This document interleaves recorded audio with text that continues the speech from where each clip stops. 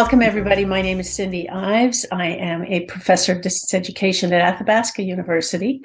My experience with AMTEC goes back to the early 1980s when I worked for the National Film Board of Canada, and then continues through in the late 90s when I was working in course and program development and distance education at Laurentian University. Following that, I became an educational technologist through my studies at Concordia University and my PhD. And I have stayed connected with AMTEC through my work with the Canadian Network for Innovation in Education, where I am currently past president. Hi, everyone. My name is Dr. Diane Janes. I am with Thompson Rivers University and their Center for Excellence in Learning and Teaching. My time with AMTEC goes back to when I was a grad student with Dr. Mary Kennedy, and she introduced me to AMTEC and CADE, which was the Canadian Association of Distance Education. I have been an educational technologist, educational developer, and instructional designer for most of my career. Completed my PhD at UBC and served as well on the AMTEC Trust and have been past president of CNIE, the Canadian Network for Innovation in Education, which was the subsequent organization when AMTEC and CADE merged in the early 2000s. My name is Chris Crowley. I'm a manager at the Center for Teaching, Learning, and Technology at UBC. My involvement with AMTEC goes back to the 90s, where I served some time on the board. I was a Commonwealth Relations Trust bursar, as was our guest, Gary. I was most recently involved with AMTEC as part of the AMTEC Trust. So I'm going to turn it over to you for a short term, Gary, to get your consent and approval. Hang on, I'm going to share a screen. Which one is it? This one. So have you had a chance to read this, and are you okay with it? I have. I've read through it. It sounds great to me. Fully authorized. Terrific. Thank you. So we're going to turn it over to Diane for a quick outline of this project, and then Gary will get into our interview with you. Yes, as I've noted in our interview series, this is part of the AMTEC History Project that was started in 2022 and was started by myself and Chris and Cindy in anticipation of the 50th anniversary of AMTEC, which is this year. We've discovered that AMTEC is celebrating its 50th anniversary at the same time as the organization in Australia is celebrating its 50th, and AECT is celebrating its 100th. So somewhere in 1973, something really interesting happened, and all of these amazing educational technologists came together. The whole point behind the History Project was to collect and preserve the history of educational technology, to digitize, protect, and centralize, and make accessible that collection. Then also to make it more accessible and to find a way of storing it in a public way so that future historians and educational technologists will be able to fundamentally access the history of the project. One of the things that we wanted to do was to recognize the pioneers, the memory keepers of the educational technology movement. So as part of that process, we have created a series of interviews with the movers and shakers of the AMTEC movement in the past. And through those conversations, we're discovering a lot about the history of the organization. And also it gives us an opportunity to find out who else to add to our interview list. So without going any further, I'd like to introduce Dr. Gary Karlsen. Please say hello and introduce yourself. Well, yeah, Gary Karlsen, not a doctor, though I did near the end of my career, I was this close to embarking on my PhD. Nevertheless, the connection I had with AMTEC started, I think, in 1986. Around that time, I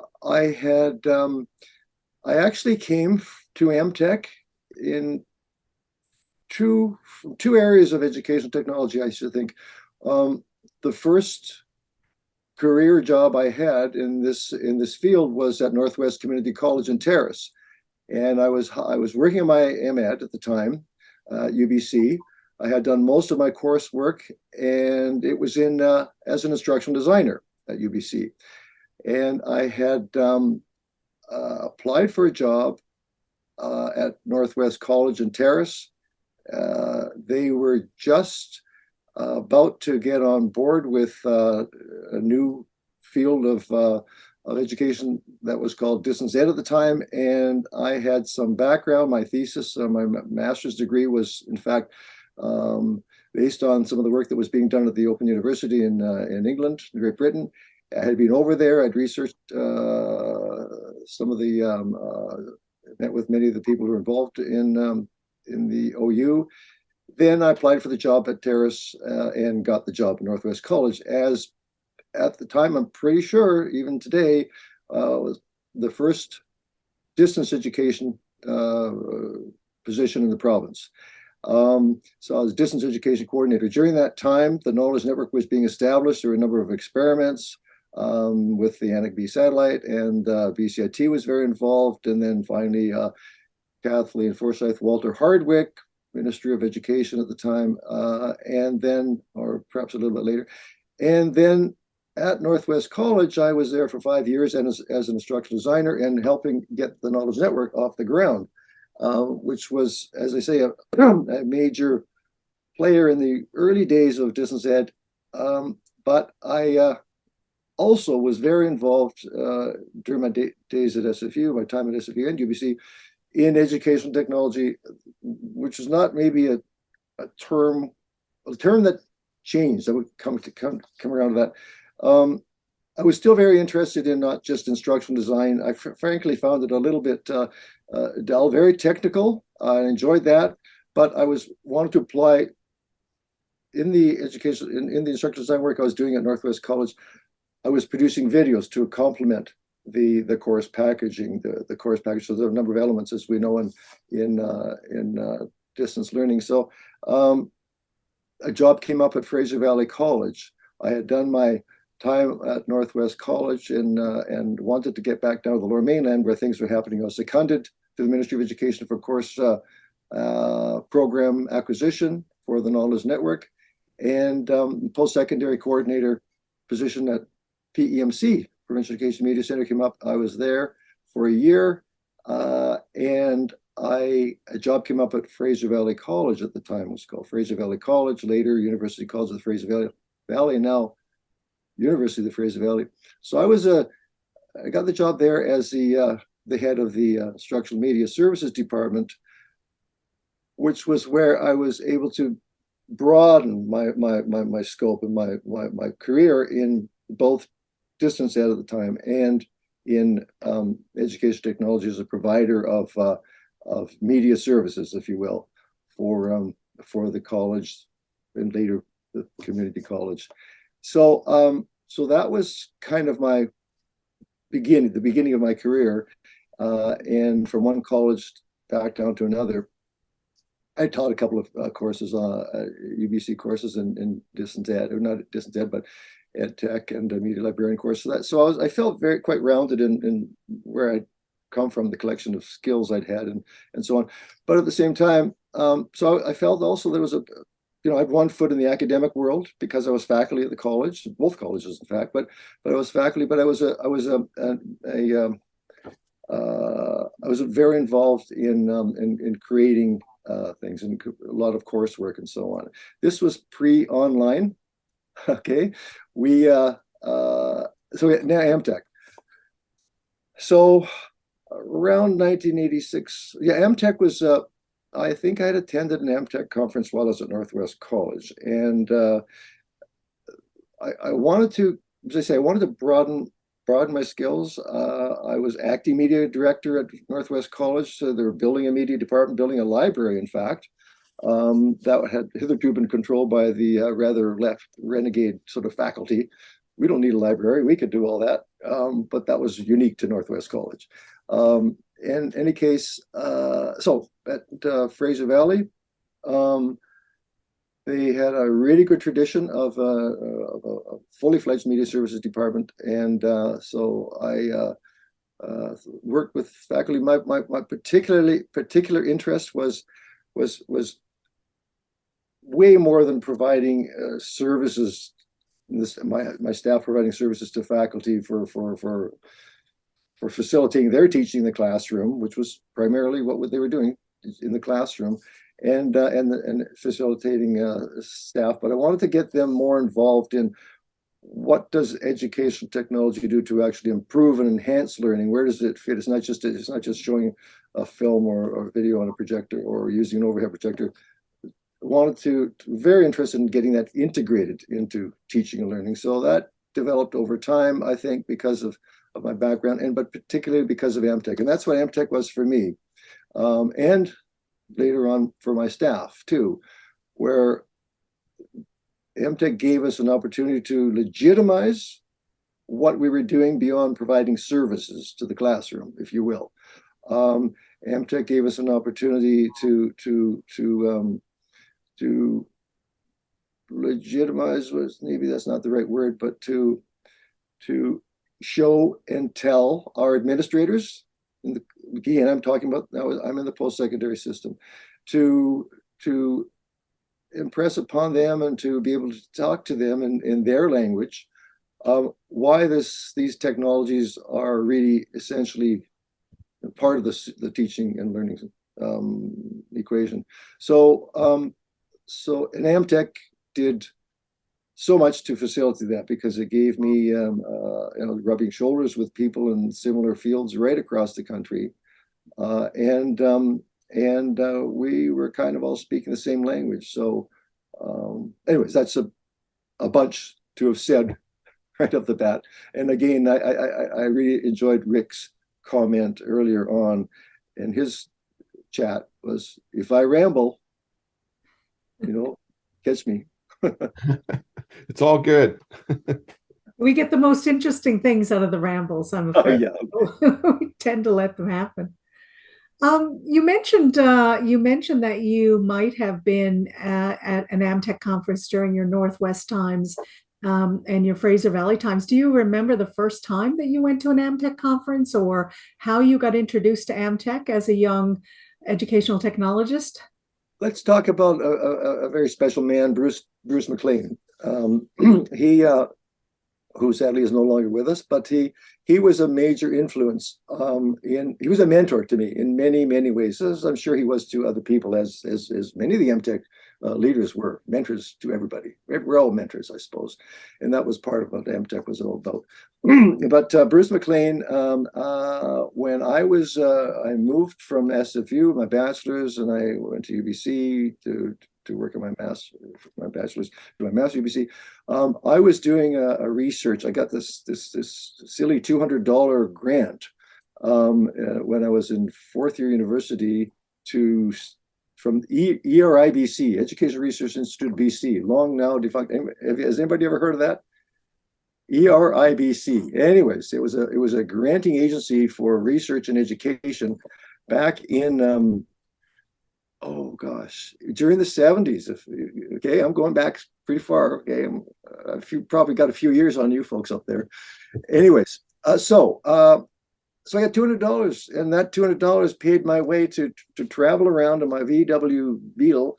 I was just married, a little boy, to go to every single college that was in operation at the time. Fraser Valley College had just started up, and my report was media assisted extension of community college education, because the community colleges were at the time, the community colleges were liberal arts, there were trades training, there were business, there were a great, wonderful answer to educational needs of a community, and multifaceted programs and courses. And so, but because they were intended to be responsive to all of the needs for education in their region, their community, that had to include those who couldn't attend the university or the college, those who couldn't attend because, all those characteristics of the online and distance learning, right?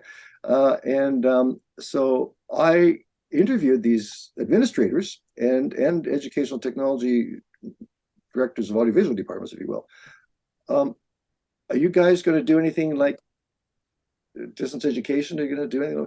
Well, I was at every single college in the province, and some said yes, and some said maybe. Some said, well, we got our faculty up in arms if we do that. So I had my finger on the pulse, and I wrote a little report, and that report got me my job at Fraser Valley College. And so they were keen. The only person who ever bought the copy of my report was the dean at Fraser Valley College. And that was kind of my ticket in, and he said, well, this is interesting. We should really be doing something like this. So then when I got the job, there was some grants, and we tried to do some coursework with some faculty, and it was like pulling teeth. I felt that if anybody could get this happening, if anybody could, I could, because of some background I'd had in that. But no, conservative faculty weren't interested. I couldn't light a fire into them. And by this time, there were budget issues with the college administration, and they weren't prepared to get behind it until much later, long after I'd gone. So AMTEC to me was okay. So the first conference, I think, might have been Calgary. I think it's quite a long time ago for me now, but I think maybe Calgary, and then I went to every conference since the mid '80s, around there. But I missed the Newfoundland conference because it was a CRT bursar then, right, Chris? Oh. So that was 1990, I think it was a 1990 CRT bursar. So, so the conferences East-West, they were very helpful. I want to talk a bit about a perspective that I had and my post-secondary people in my field who were in fact media directors, administrators, managers of educational media departments, which were essentially service departments at the and K-12, same thing, L. LeBlanc,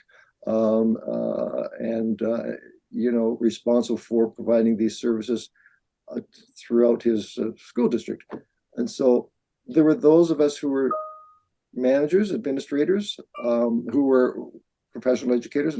I mean, we had with a couple of degrees at least, and so we were not just providers of services. We're educators. That was important to us, and so there's that group of people in AMTEC, and then there was the academic group of people, the Rick Schweers and David Mappins and many that Rick Schweer talked about, Bernard, and so on.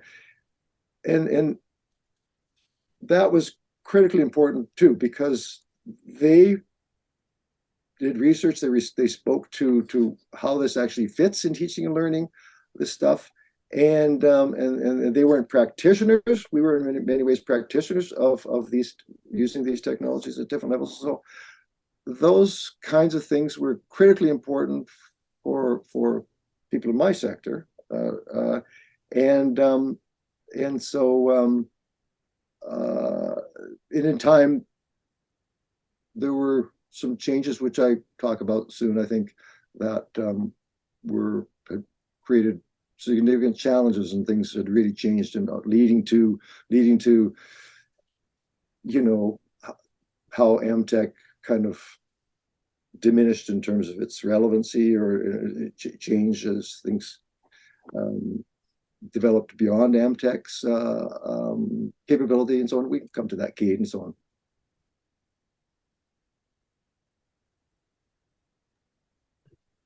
So, Gary, the balance that AMTEC provided for in terms of practitioner versus academic, I don't mean versus, but practitioners and academics, and bringing them together at these conferences.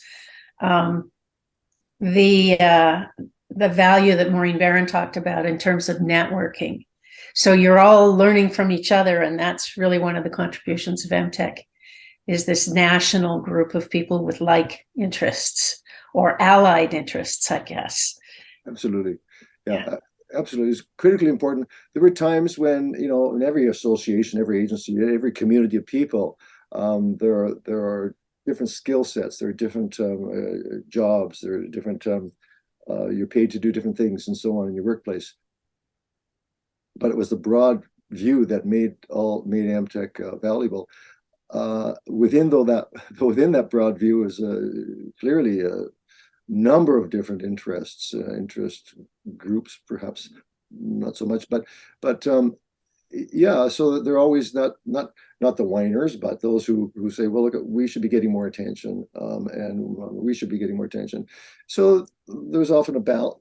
So that required a balance, of course, in order for the agency to survive, to flourish. And it did. There were never any real issues.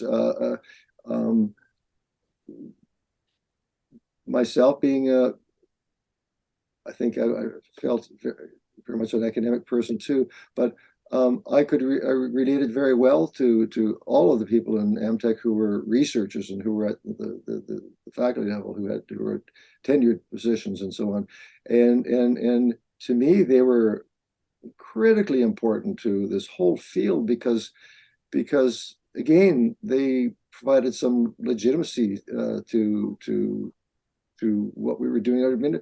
But we were working in the field of educational services at these institutions, and this I'm talking about pre-distance ed right now. That I think a lot of us in our departments were considered simply as schleppers of TVs and film projectors and later VCRs and stuff like that, and creating well-equipped classrooms and so on. But the professors, if you will, researchers weren't talking about that stuff. That was, even they took us for granted. But what they did do was they talked about where technologies of these types fit into making teaching, facilitating teaching and making learning more effective and so on. So those things are really important. Sometimes the AMTEC conferences, from time to time, there'd be some some people who worked in the field in the trenches. That doesn't relate to me. That's not, that's a little bit too academic. And others, you might say, well, why do we need to know how to thread a film projector? It was all important. So the balance was critically important. And the media news, I think Rick called it the media message. That might be what the newsletter was called first. That was a great organ that expressed the needs of both, because there were some sort of non-juried academic kind of pieces in there, obviously, but they were somewhat academic, and there were the how-to things and application sorts of things in the newsletter. Media news. I later became the editor of the media news, and so again, those combinations were really important. And in time, it was that academic. It was the combination of a couple of these things I'm talking about, particularly the academics amongst us who helped move us into the whole new definition of educational technology, which was IT based, in a sense, online distance education, in fact.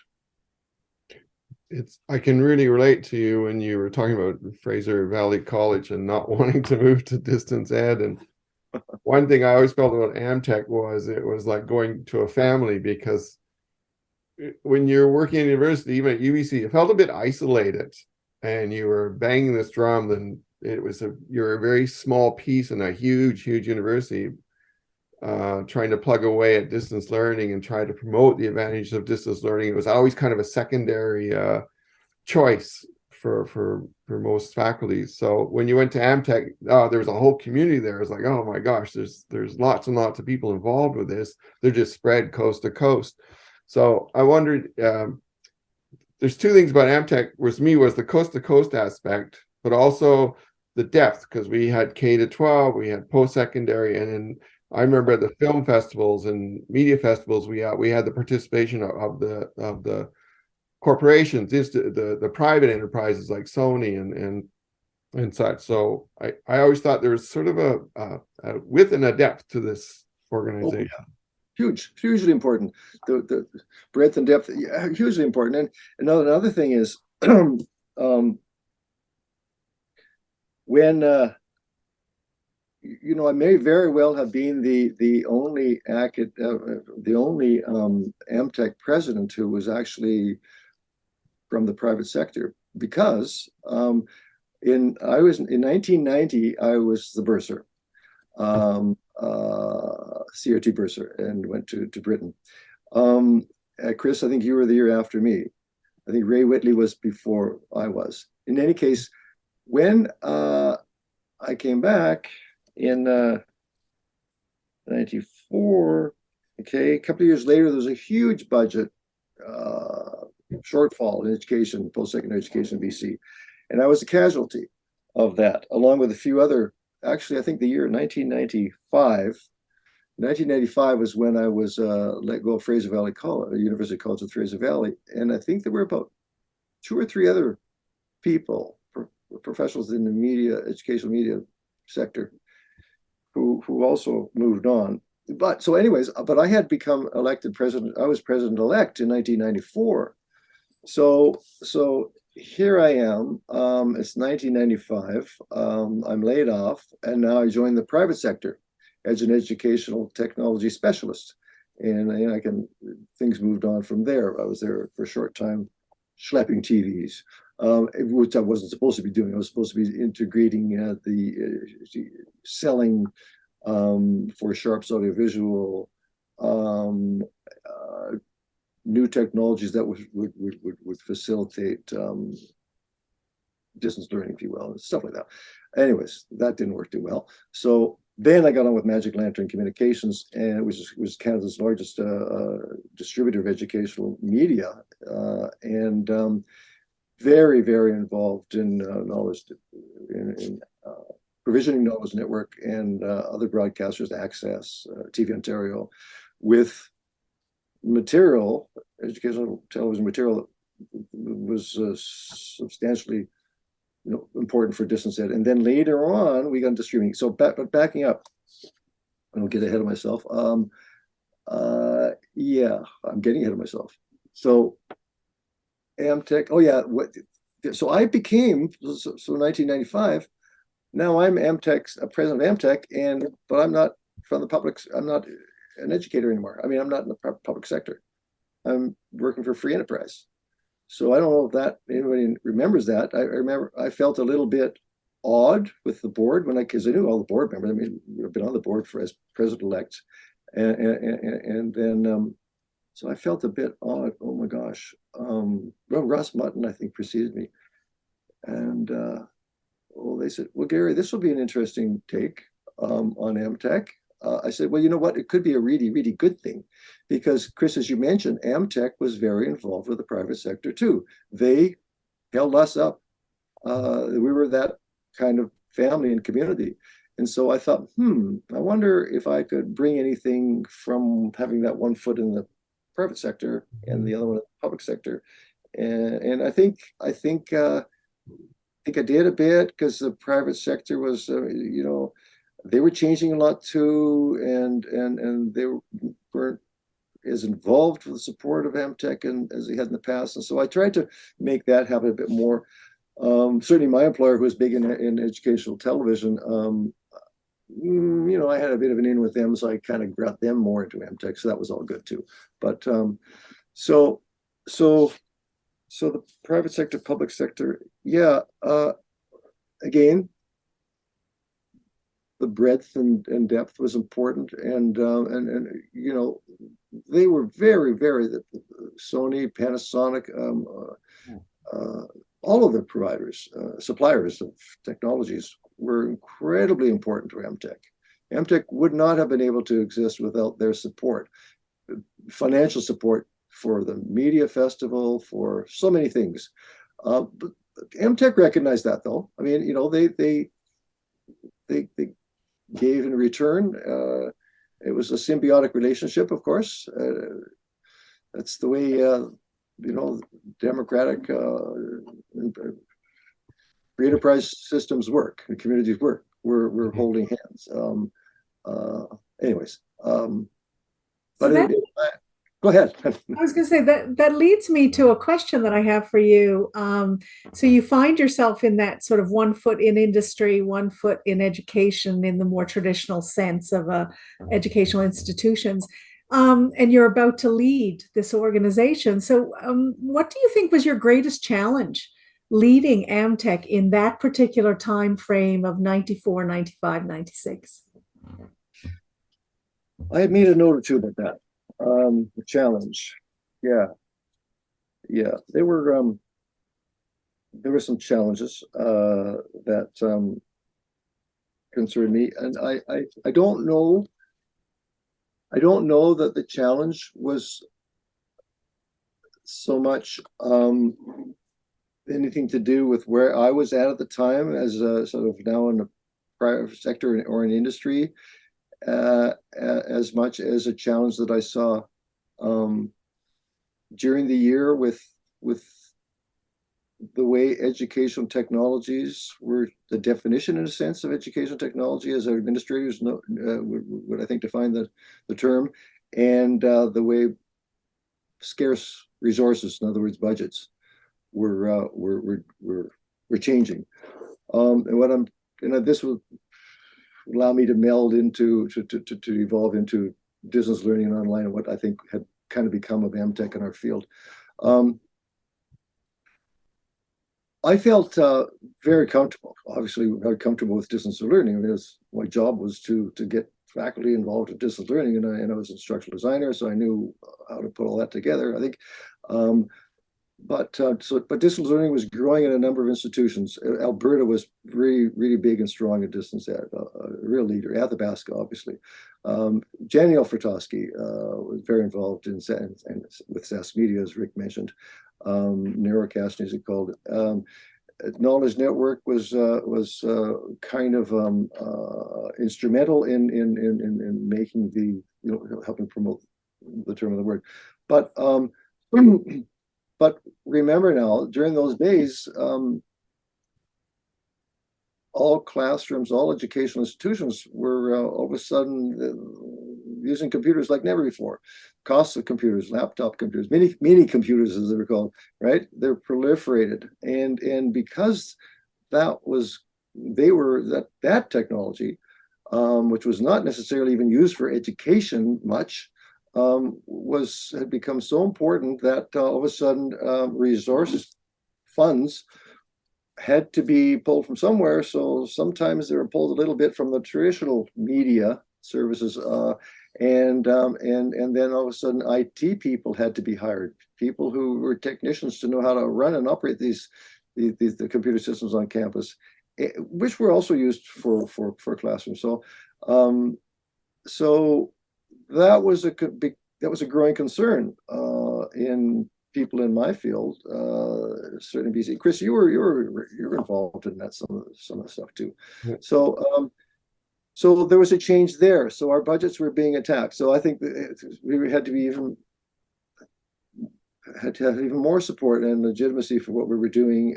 But now changing the equation and the definition of what we were doing a little bit, and AMTEC was very, very helpful in that, because that's what AMTEC did. AMTEC moved with the times. We all did. AMTEC. I don't know where I would have been without AMTEC. I mean, there's no question. There's no question. I don't think we would not have been where we were for so long, and things would not have developed as well as they did with that tremendous fertilization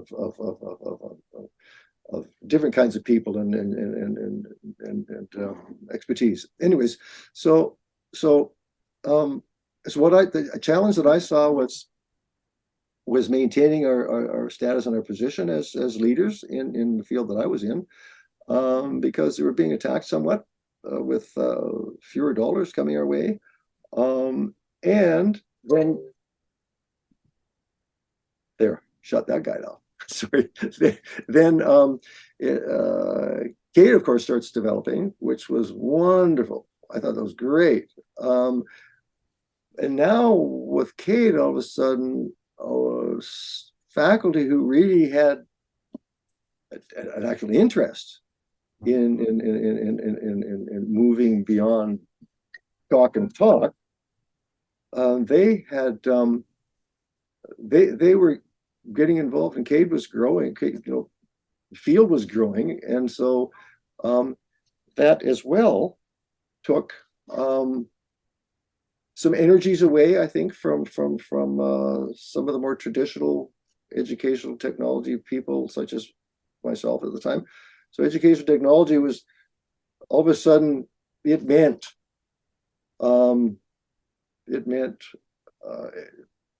computer-based more than broad media services based. Okay, so I bemoan the fact sometimes that, well, I'm an educational technology person. Well, no, not really, Gary. You don't use computers, and you're not teaching with, doing this stuff that requires IT that much. I said, well, it's much bigger than just IT and computers and applying them to teaching and learning. So when CADE developed, it was this great, strong relationship with AMTEC. But again, I think somebody else mentioned, maybe it was Rick, a change. And so AMTEC was kind of becoming a little less resourced, or a little less unimportant, but CADE was growing. And I don't think that was a bad thing. And then the eventual meld came. And I think, yeah, so that's kind of a challenge. Sorry, long commentary about challenges. So a challenge was seeing things through in my environment to CADE, and ultimately I think that some of our departments in the traditional media services departments were diminished because of that change in resources. Somebody is very persistent. Okay, sorry about that. And I think that it's not untrue of today. I mean, we have consistently had to deal with, as educational technologists, shifting priorities or shifting technologies. Mhm. You start your career out as an instructional designer and as an educational technologist, and then suddenly find yourself in a totally different technological set of circumstances. As technology shifts, then so does our need to teach everyone how to be pedagogically strong in those technologies, as opposed to just simply, working with whatever's the flavor of the month, in terms of folks being passionate about an idea. Oh, sure, no question, and that's the nature of life in the technology world we live in. I think getting back to my time in the private sector, I don't know what I would have done if I hadn't. I mean, working in the private sector, I can't imagine what I would have gone sneaky if I hadn't had the support, and I guess the skill to talk my employer into giving me enough head space and room to start selling their product in using more educational language. So we were the first company, we were the first educational video supplier of streaming rights. YouTube was streaming videos. Netflix, Fuzzy did awful things, but Magic Lantern was involved in streaming and getting streaming rights for stuff that was, you had to borrow, and it was physical, and put it in a machine. So it turns out that that gave me a chance to continue being involved with distance learning and online learning and copyright.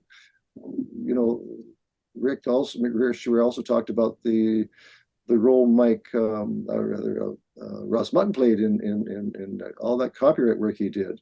And I was very involved in that too, because there's a whole new kind of copyright with video streaming, and so that and where video is used in online learning is clips streaming, and so that transition was incredibly important. And now look at, I was just reflecting on this last couple of years or so with COVID, and how many classrooms had every single educational institution, K through 12, post-secondary, are doing online learning, forced into it, kicking and screaming again. Some of them, and the quality of some of the stuff that was, my granddaughter is doing is really suspect, and it's tough. But but they were forced into a lot of these institutions. So interesting how this sort of full circle. Like, I mean, you two women are working in a field that you were leaders and still are, I guess, in your teaching and learning and all that. But so, how do you address how COVID has, these have the institutions that have been forced into online learning at every level been competent? Do they care? How do they get, what resources are they using? Because it's going to continue. It's interesting. I had a colleague say this to me at one point, just as COVID was sort of entering its sort of first 6 months. And they said, for the first time ever, educational technologists and instructional designers are the cool kids on the block. Everybody wanted to be part of what we knew. And the conversations went from, I can't do that online, to, I can do that online, help me figure it out. Right. And so it's really, I mean, it's taken educational technology in its purest form, probably 10 years into the future from where we would have been had COVID not happened. On the other hand, you're absolutely right. A lot of folks spent all that time trying to replicate their classroom instead of understanding the strength of educational technology from our perspective as educational technologists. Yeah, what a huge role, responsibility people who work in your field have.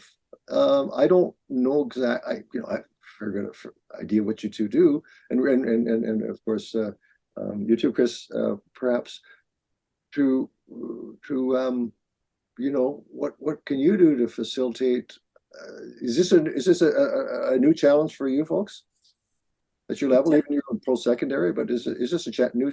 Is there something? It totally is. I mean, every conversation that I have now, because I do a lot of, though my background is ed tech and instructional design, most of what I do is work and coach and mentor faculty on how to think about teaching. And often it's class-based teaching, but they come to me with an open mind as to whether or not they're going to use, how they're going to engage the students. They think of using technology. How are they going to assess their students? They think of learning management systems. So now the technology, which used to be completely separate, is starting to get integrated to the point where young faculty are coming in, and it never occurs to them that they won't have a learning management shell, and it won't have assessment tools, and they can use video and all the things that we spent a lot of time in our careers fighting or suggesting strongly. The younger faculty, I find, are coming sort of already aware that it exists and knowing their students need it. So now they're coming to us to ask how to do it, as opposed to us having to convince them to think about doing it. That's spectacular. Yeah, you're my hero, Diane. That's what I always wanted to do. Really, you are. I think if you stick around long enough, yeah. Yes, indeed. Yeah,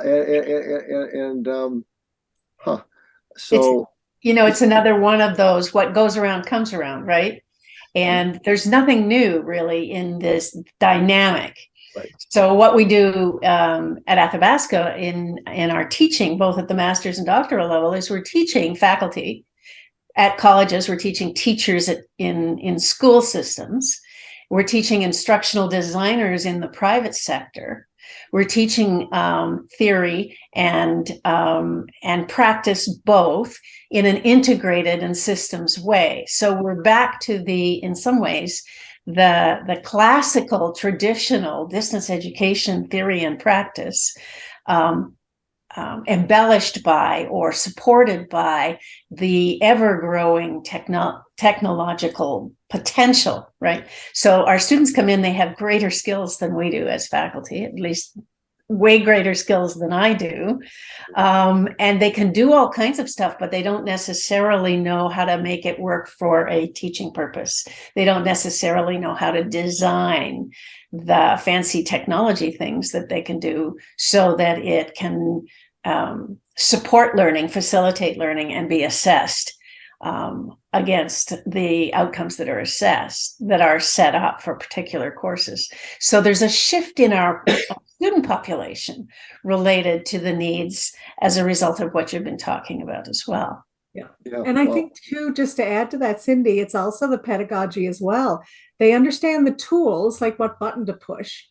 They see the potential, but they don't understand necessarily, and this is one of the reasons for the AMTEC series, is they don't understand the history of where all of this came from. And so it's almost like they've invented something new, but as Cindy pointed out, it's actually not necessarily that new, but for them, it's putting it in a context that, Gary, you would find very familiar. But at the same time, they've not had the benefit of it. So that's where organizational connections like Cindy's programs at Athabasca and the work that Chris does at UBC and that I do at Thompson Rivers is similar in the sense that it's working with this new generation of very eagerly interested educators.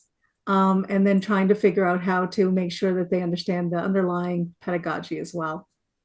And so, for example, just a simple example, because we interviewed Rick Kenny recently, in my advanced instructional design course, some of the work that Rick did 12 or 10, 15 years ago as a researcher, as a faculty member, is still a key reading for advanced instructional designers, because he's talking about agency and the important leadership opportunities that instructional designers have in their organizations. And as a result of COVID, many instructional design groups, individuals and groups, have in fact moved into leadership positions to help their entire universities instead of just the smaller distance education units. Mm-hmm. So it's really interesting to see that we are learning from and growing from each other when we have the background that's needed. Yeah. No, that's good news. That's wonderful. And I think getting back to AMTEC and what role it played historically as a foundation. It was a foundational organization in a sense, I guess. So many of us who retire, Chris, soon for you, but you stayed in the business for so much longer than I did, say. Though I've not left technology or educational technology in any way. I'm very involved in small little ways with it, but partly with my grandchildren and so on too as learners. But I think that the foundation AMTEC that's provided is clearly important. And I remember there was a piece I long lost. A couple of years into AMTEC as a member, after a couple of years, I had read something on the early history prior to AMTEC that I wasn't involved with, and there was very, very little ever written about what came before all this. You guys are involved in this history, so how about pre-AMTEC stuff? And I know there was other agencies and AECT and so on and so forth, and I know there were some other names AMTEC grew out of, but that history is again particularly. I presume you're addressing that too. Yes, we just submitted an article, the three of us, to celebrate AECT's 100th anniversary, and it's part of a series of call for papers that, and we focused on AMTEC's connection to AECT. In fact, there's some suggestion that it was at AECT meetings that the Canadians got together and started talking about how to create similar kinds of organizations. So AMTEC was actually the creation of 3 other organizations that existed before AMTEC started in, I'd say, the early to mid 50s. And they basically merged in 1973 through various machinations. You'll have to read the article. It's a barn burner for sure. Okay. But it's one of those things where a group of hardy individuals were going to AMTEC and then started these sort of small clusters of interest. And then in 1973, AMTEC formed out of 3 of them. So the history, yes, it's interesting because in the article, I'd say half of the article is taken up with all of the things that happened pre-AMTEC to actually get us to where AMTEC was a force of nature in educational technology in Canada. Yeah, I'd be interested when the leak is available, when it's available to read. I'd be most interested in seeing that. We're waiting for the publisher to tell us that they're willing to publish it. So okay, good. Fingers crossed. Yeah, that's great. Yeah. And so to connect to that is the post-AMTEC conversation about how CADE and AMTEC agreed to come together to reinvent themselves as the Canadian Network for Innovation in Education. And CNIE continues to exist and flourish, but we think that this history may be of value in helping it flourish even more as well. That would be nice. Were you around when those conversations were going on? And if so, do you have recollections related to those? I do. I was I was certainly around when the conversations were beginning and not heated, but we're beginning in sincere conversations about the meld, in fact, that developed. And I think I think there's some of us that were worried, we're concerned, saw the demise of AMTEC as we knew it. But I think and it took a lot of thinking and discussion, and for some people was never resolved. I suppose that this is the natural thing. It's a natural development. Things changed and technology was changing. Lots of things were changing, and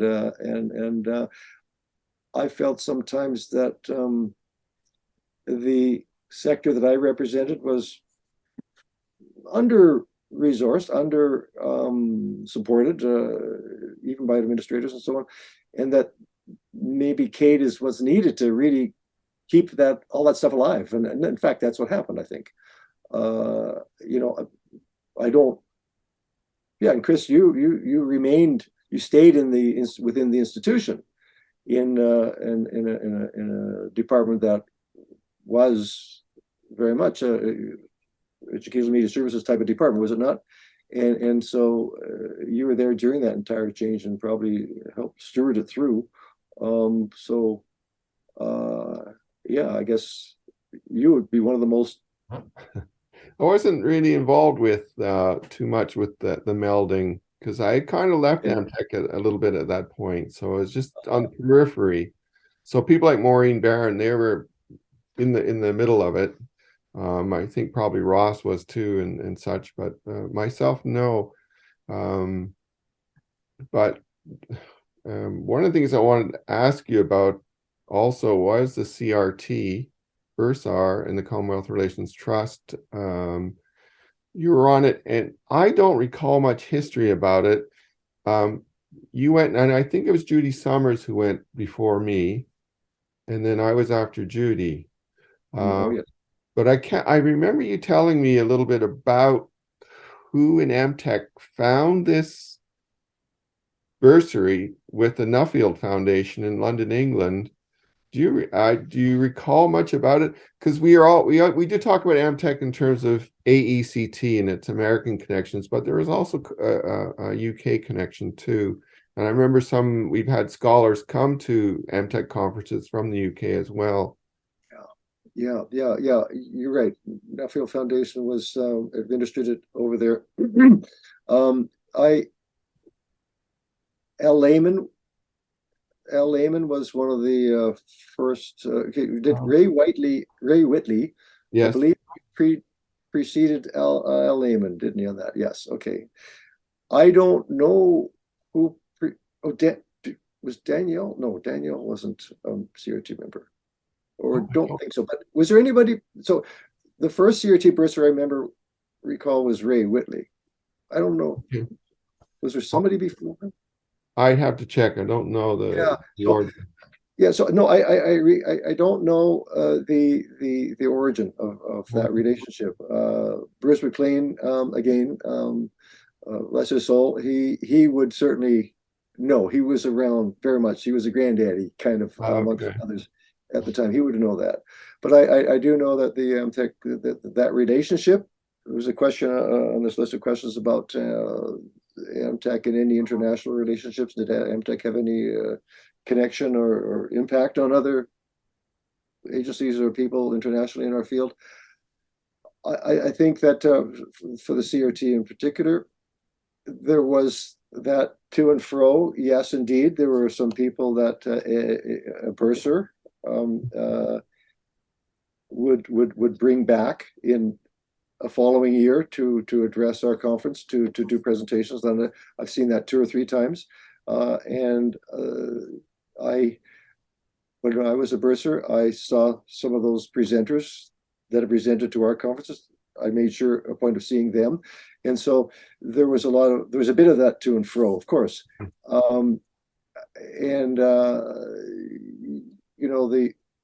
The experience was also with other bursars from other Commonwealth countries. Mm-hmm.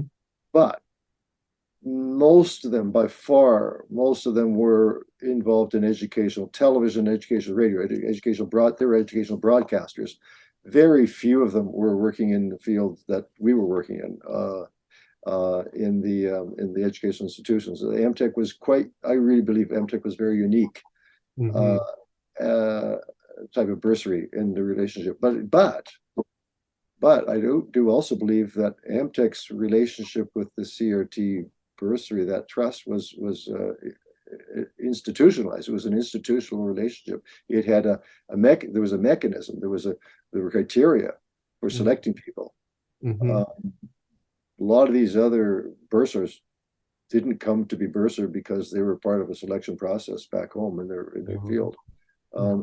So that was something that AMTEC, if you could find that history, that would be really, I think important. It's a kernel of that'd be quite a gem if you could. God, I've been Ray Whitley might know. I don't know. I talked to Ray when we interviewed him. He didn't have much recollection either. So, and I've been online trying to find information about it, but it's been a lot there. So there's another group, Northwest Met, NWMET. Northwest Met was an association of Northwest Managers of Educational Technology. Mm-hmm. In Northwest Managers of Educational Technology, and so they were a Northwestern collection of professionals. It was a membership in the post-secondary system. The Oregon, Washington State, Idaho, BC, and Alaska. And Alberta lately had come in. Danielle had gone to one of the meetings. There were annual meetings back and forth like AMTEC. But there were managers, but they did very similar things to that AMTEC did in terms of professional development, conferences, newsletter, but it was strictly post-secondary. And these were managers of these institutions, but had this very same interests as many of the same interests as we had. But again, there was some AMTEC people would go to their conferences, and once or twice, one of them would come up and do a presentation at AMTEC. But again, it's a very, very small little bit of history. But there's, again, speak to international connections that existed in lots of little ways, It's funny you mentioned PEMC as well. I forgot all about PEMC. Yeah. Until you mentioned it. Huge, but PEMC was huge for British Columbia, Provincial Educational Media Center, which was, kind of brought kicking and screaming into distance education, because all of a sudden the Knowledge Network gets established, and it's done some trials and finds out, and all of a sudden it turns out that, well, the Knowledge Network could be kind of the new BOU, British University of BC, and a couple of politicians, Patrick McGeer and Walter Hardwick, were keen on that, and they hired Catherine. Anyways, so there was a lot of kicking and screaming, and all of a sudden, well, $200,000 was made available by the BC Ministry of Education to acquire courses, the rights to broadcast educational telecourses, so-called, on Knowledge Network.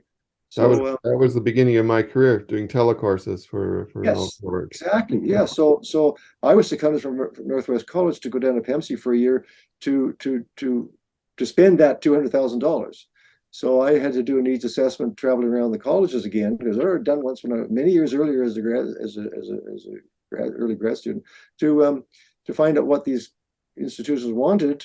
And so then tried to find that stuff, and it was bought and put on the Knowledge Network. So that was well, do we get on that subject? Anyways, I just remember PEMC in the role. PEMC, yeah. So PEMC, so they played a role, and then I was the first post-secondary coordinator. Then they established a position as a full-time position after I'd left and gone to Fraser Valley College, and then they were kind of the agent that did the purchasing for Knowledge Network until Knowledge Network was fully established, and they had a whole building, and then they did all that themselves, and then and now they're soft educational television as opposed to sort of hard, their role changed. Great resource, but not what they had hoped or expected to be. It became the sort of the KCTS of BC rather than the BOU of BC, but that's how things change there. It's interesting. I have a meeting tomorrow in the old Knowledge Network studio at the bottom of the IRC Woodward building. It's still there. It's still, that space is still there. Not being used very much, but yeah. But Access Alberta, Access, I mean, very, very big and very involved in that in early days in TV Ontario, yeah, that's a whole nother layer of history in education technology in Canada, of course, of which AMTEC was a small player, and sometimes not so small, but yeah, it's good stuff going on there. This is really cool because you're bringing a whole BC perspective in it. BC, and BC, and I was, again, all due respect to that wonderful man Rick Schweer, I was watching what he was saying earlier, and he's talking about the Western Canada, and he must mean Saskatchewan. Yeah. Because there's Central Canada, there's Eastern Canada, and then there's Central Canada, and then there's the West. Well, anything east of Central Canada, Ontario, is the West, right? So Saskatchewan, and I had a wonderful time there in my job for a short while too. So not many of us Canadians get a chance to really meet people from Saskatchewan. Fantastic place. And so Rick would put the West. So then he mentions about Manitoba, just Linka or something, and then Alberta, Dave Mappin, but he didn't even mention BC. Now he knows and loves BC. We're all part of it. It's Canada, right? It's the beauty of AMTEC too. Was wow. Those of us who were involved in AMTEC, we sure became Canadians in a whole nother way. We got to know. Oh, that was to me. If you ask me what was my biggest thing I got like AMTEC. How about just being a Canadian, kind of? Too. That's powerful stuff. Yeah. Yes. And then that didn't touch me personally only. It touched us. That's what we're talking about right now. It touched us educationally and the whole history of education and technology in Canada. That's the Canadian thing. And Rick talked about the Canadianness of all this. And I think that's a thread that's run through several of our conversations, especially if their country of origin was not Canada, but they came to Canada, became Canadian, but they could see it through a different lens, and that is that.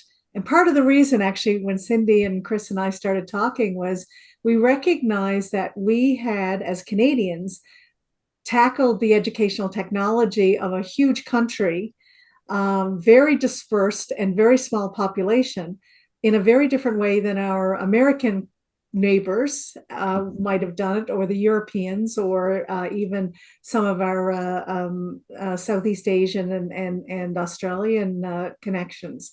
So we wanted to capture that because it was really, we thought the North itself might have made this a very different place to be an educational technologist. Yeah, beautiful. And as I say, it sounds like your report is going to very much really address that. That's going to come out, and you're going to talk a bit about that. Certainly, all of our interviews are really bringing that comment home, I think. And interestingly, we wrote the article before we'd done more than one or two of the interviews, so we have more information. If they send it back to us for review, after reviewing it for editing, we've got more information to add. That's one thing. The second thing is we've identified, we thought we knew where the gaps were in the history. We've identified probably more gaps than we've filled so far in our conversation. I don't know whether Chris and Diane feel that or not, but so we're still working on it. And the more there is to do, the more there is to do, Yeah. But I do have a question about another gap, and I'm thinking, but I'm not sure. Were you involved at all in the AMTEC Trust, and can you talk about that? Yeah. Yes.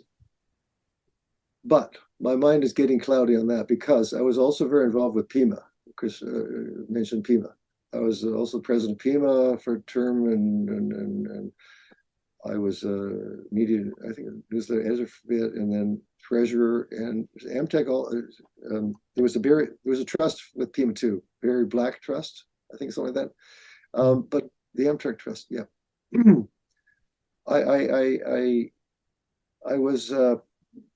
I was connected with the AMTEC Trust, but I'm getting it mixed up with the PIMA Trust. I'm sorry.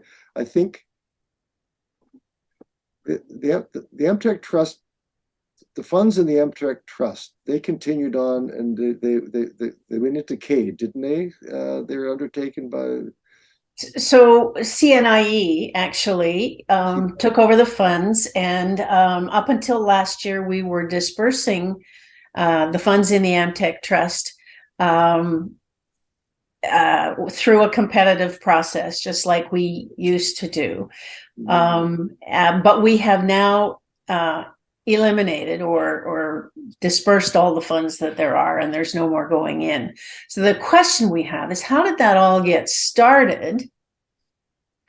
The money came from AMTEC. It was in AMTEC's coffers when it was dismantled, when AMTEC was dismantled, and it was transferred to CNIE. But where did it come from? How did it get into AMTEC's coffers in the first place? Surplus. AMTEC had a surplus in its budget.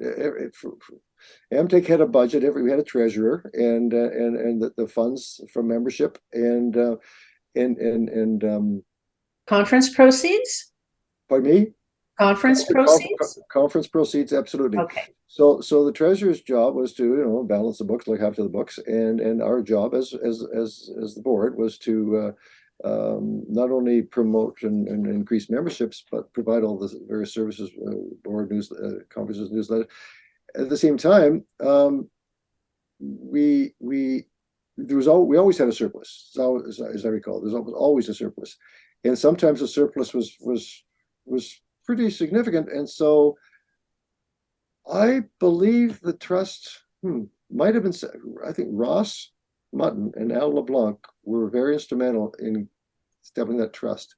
But my recollection is that there was this surplus money, and Bruce McLean, he was involved a little bit too. And I think it was Bruce McLean who said something like, you know, if you have too much money if you have too much money rolling over, then membership should be suspicious about why that money's there not doing anything, and it should be put to use. And you know, we generated some interest, and so my recollection, as I say, is that surplus should be put to use, and people on the board had said, well, let's create a trust. And I really think Ross would know more about that, but that's what it came to be used for. That was the purpose of it. And it came from, essentially, surplus funds. And there was enough rolled over as a separate account was established. And so that it was like trust funds in general, the same principles applied, that it would, you know, sustain itself. That's about all I really remember about it. And I can't even, and there was an awards committee, I guess, too. And again, the mechanics of that. I remember that we had a windfall from one of the publications, the CJE, That's right, from an American group who paid us a lump sum for the copyright permission. It was huge. It was like 40, 50 grand. And that also went into the AMTEC Trust. That was just out of the blue. Yes, that would have been, I do remember that. And that made a huge difference. Yeah. I can also remember when I was on the trust, and I was only on the trust, I think, for a year, but there were several former AMTEC members who continued to donate. Oh, yes. That's that right. They and I'm guessing, but I don't know if they received a charitable donation receipt. I'm not sure, but I remember specifically one individual who was still donating up, you know, into the late 2000s when I was involved. And I recall as well, although I'm not sure if anyone took it up, there was the option you could leave some money to the trust in your will. I'm not sure if that anyone took that offer up, but I do remember being surprised when we'd get it. One time I got a check from CNIE saying, you know, this had just come in, and I'm looking at it thinking, oh, this is like a donation. And thinking I hadn't even realized that people were still thinking about AMTEC Trust as a donation option. Wow, does the AECT have such a trust? We don't know, but it's worth looking.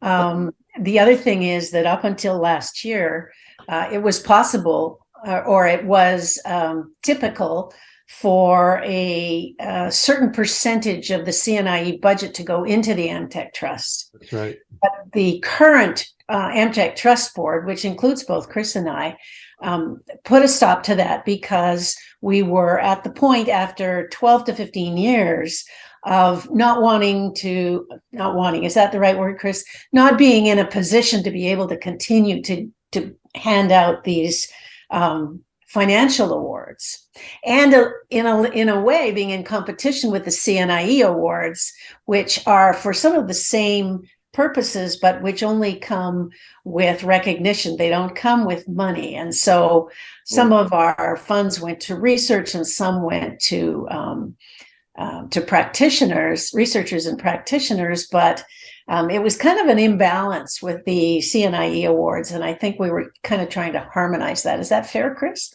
Yeah, I think so. So this year, I think last year was the last time we handed out any awards. So Tim Howard is doing the official wrap up and whatever is required to close these charities down. So we're doing the official process now.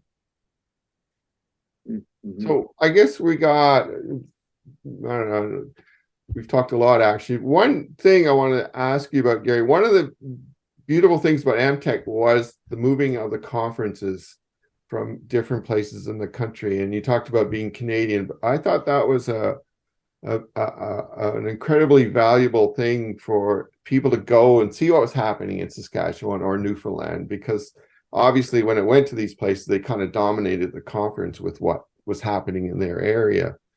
Do you have any thoughts about that?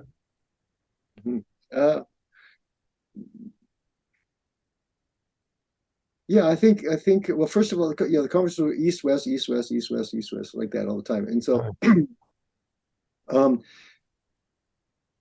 and I can just echo what you're saying about when a conference was in any given location, that the program was obviously, because dominated in a sense by the people who put the program on, and that group of membership in that particular province, and that was hugely important too, because finally we get a chance to hear and to see what people are doing in a part of Canada who would never give that message, be able to provide that message, because they, the funds weren't there. Funds were not for everybody to travel across the country to these conferences, and we were lucky to get those funds when we did. Those of us who had professional development funds available to us, could go to every single conference, but there are those many who didn't as well. So I think that the regionality of those conferences was hugely important. And there were times I'd pick up the phone and I'd call somebody that I'd met at a conference in any of the other provinces. That happened from time to time. Certain things, questions or whatever, or even traveling. I had, because of AMTEC conferences, and our home has always been quite open to friends, and people were gregarious in a sense that way. And so we've had, I think, 4 or 5 people who had visited us because either they were on the AMTEC board from another part of Canada, or I even met them at a conference. And so that's just a kind of a friendship. Yeah. Kind of thing. But that was kind of part of it too, relationships. And even after retirement, I've seen some people who I met during AMTEC. But again, that's kind of a personal thing. I don't know how important that is. I guess that's important. Yeah. Relationships are important. Yeah. God, and I think that's another Canadian thing. For people like me who didn't stay in the same place, who moved from institution to institution, right? So when I first was exposed to AMTEC, I was in Saskatchewan, and from there I went to Northern Ontario, and from there I went to Montreal, and from there I ultimately came to Alberta. So I knew people already by virtue, or if not, I did not knowing them in a personal way, at least knowing their names. So there's a sense of being willing to go from institution to institution when your career takes you that way, because you know that already what people are doing there through the networking, but also you know that you will be welcomed because there is this sort of level of acceptance that comes from that, that's applied to all members. Well, and Cindy, so you're right. Absolutely. Lots of us move from institution to institution. Yeah, absolutely. Diane knows about that. She's moved through a few, and probably, I don't know if that experience resonates with you, Diane. It might. It does. Because I started out on the East Coast and went to the West Coast, and then back to the prairies, and then the East Coast again, and then back to the prairies, and now back to BC. And I sort of proudly say in my mind, there's not a province where I haven't met or could literally go and knock on someone's door and say, I am here and stuck. And that person would have been somebody I met at either an AMTEC or CADE or a CNIE conference, or through my work in any of those organizations. And know that at the other end, the person would be, come in, have a cup of tea, and tell me what the problem is, and we'll figure it out. And so I still find that, even though AMTEC and CADE are no longer, and my conferences have shifted a little bit to CNIE and STELI and some others that are happening in Canada and other places, but you meet folks and then you start making connections. And I've been lucky enough to work in the college, polytech, and university sectors. So when Gary, you're talking about sort of those different ways of thinking, it resonates a lot in terms of making connections and keeping those relationships alive. Yeah, that's great. And Cindy, the fact that your career, I mean, what I'm hearing, and I remember you from those days, of course, both of you, all of you. But I know that I know that you had come from Saskatchewan and then eventually Athabasca, and I had my sights on Athabasca once too. And Alan Davis and I worked together. You know, Alan, of course you do. He was the president for a while up there. Absolutely. And then, yeah, down here. But yeah, and you know, Geneviève, and I also want to tell you that it was as much of a shock to me as all of her colleagues and friends when she passed away. And I followed up by I've been in communication with her husband Tor. His name is Tor. Diane, you're from there, no? Yes, yes. Geneviève and I had an opportunity to work together a fair bit when I was at Memorial. And yes, she was also a student of Mary Kennedy's, and I was a Yes. student of Mary's. So we Yeah. had that connection early in our careers.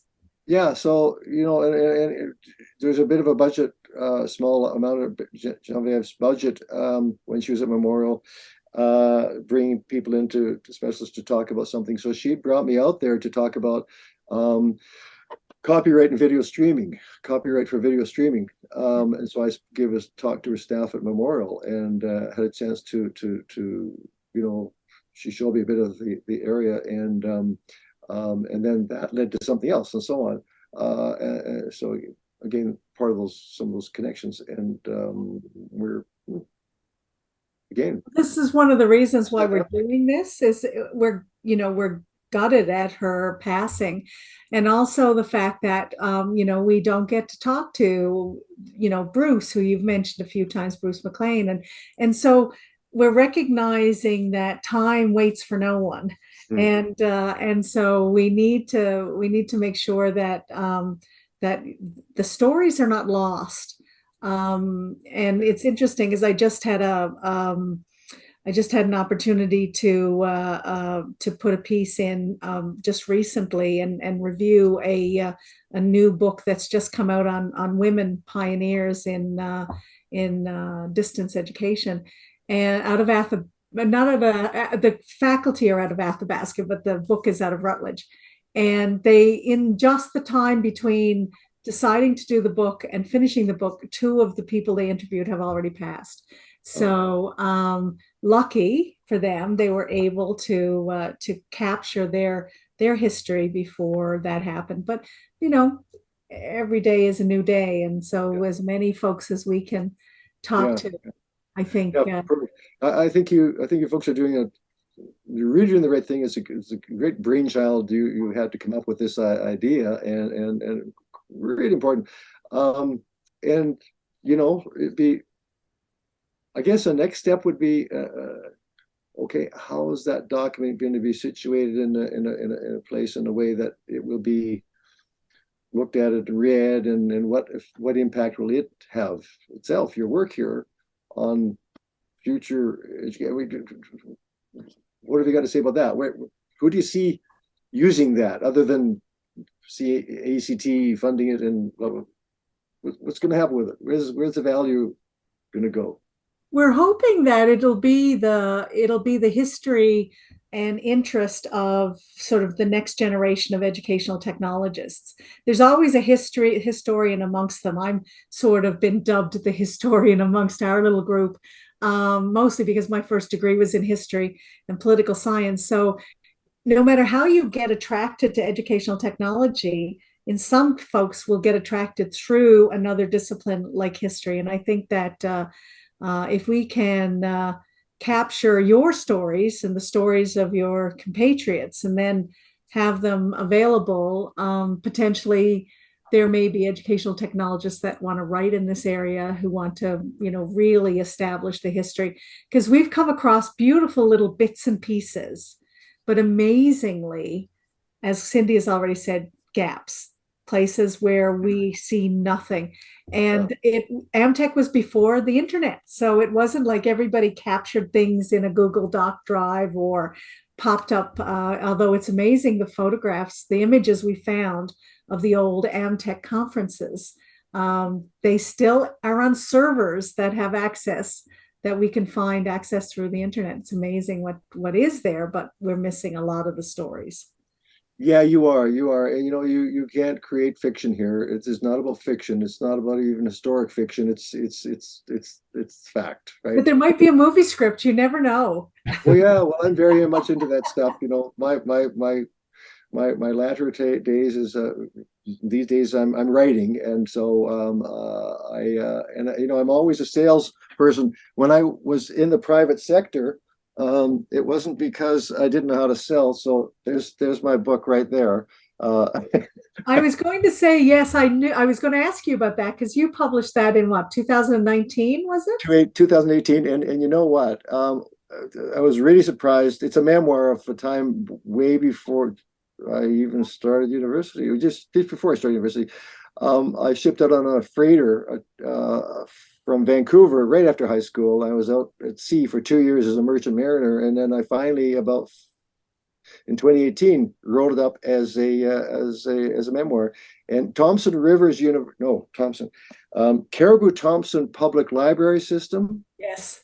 They ordered 2 copies, so it's in your library, and it's in 14 libraries, public libraries, including St. John.